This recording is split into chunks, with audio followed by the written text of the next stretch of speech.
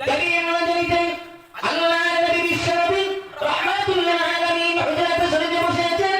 এমন একটা সময় একজন সাহাবী পাকের থেকে এসে বলল, আসসালাতু ওয়াসসালামু আলাইকা ইয়া রাসূলুল্লাহ ইয়া হাবিবাল্লাহ। আল্লাহর নবী বললেন, কেন তুমি এত গভীর রজনীতে আমাকে সালাম জানাও?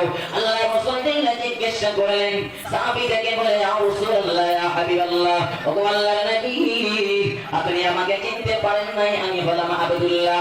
আল্লাহর নবী বললেন, কোন আব্দুল্লাহ? সাহাবী ডেকে বলে, রাসূলুল্লাহ, কিছুদিন আগে ইসলাম ধর্ম গ্রহণ করেছি, আমার নাম ছিল আব্দুল উজ্জা, আপনি আমার নামটা পরিবর্তন করে রেখে দিয়েছেন আব্দুল্লাহ, আমি বললাম সেই আব্দুল্লাহ। আল্লাহর নবী জানালেন, ও আমার সাহাবী, আমার আব্দুল্লাহ তো ধনী, বাপ চাচা ধনী, ব্যবসায়ী ছেলে, দিনের রাতে কাপড় পরিধান পরিবর্তন করতো। আজ দেখা যায় গায়ে কোনো কাপড় নাই, একখানা কাপড় দিয়ে কোন রকমে লজ্জাস্থানটা থেকে রেখে দাঁড়িয়ে আছে, সোজা হয়ে দাঁড়াতে পারে না, তার লজ্জাস্থানটা বাহির হয়ে যায়, বাঁকা হয়ে দাঁড়িয়ে আছে।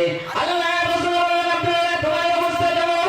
আব্দুল্লাহ ব্যক্তি বলে, হুজুর অপেক্ষায় বসে আছি, কোন সময় আপনি বের হবেন, আপনার বলার ইচ্ছা মুবারক একটা নজরে দেখার জন্য আমি আব্দুল্লাহ অপেক্ষায় বসে আছি। জোরে বলুন না সুবহানাল্লাহ। আল্লাহ রাসূল বলেন, আব্দুল্লাহ বলেন তো অবস্থা কেমন?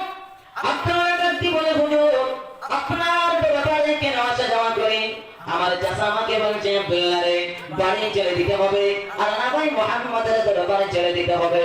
ও আব্দুল্লাহ, তোর পিতা মরার পর থেকে, তোর বাপ মরার পর থেকে নিয়ে এই পর্যন্ত তোর লালন পালনের দায়িত্ব আমি চাচা নিয়েছি। আমার অর্ডার জানা তুই ঈমান গ্রহণ করেছিস, তুই ইসলামের মধ্যে দাবিত হয়েছিস। আব্দুল্লাহ রে হয় বাড়ি ছেড়ে দিতে হবে, আর না ভাই মুহাম্মাদের দরবারে ছেড়ে দিতে হবে। আমি আমার চাচাকে জানিয়ে দিলাম,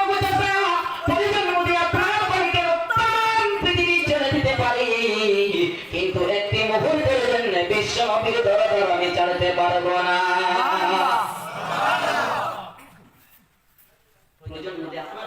তাম পৃথিবী ছেড়ে দিতে পারি, বিশ্ব নবীর দরবার আমি ছাড়বো না। কেন এত পাগল হলেন? কেন একটু পরে বলছি, আসুন।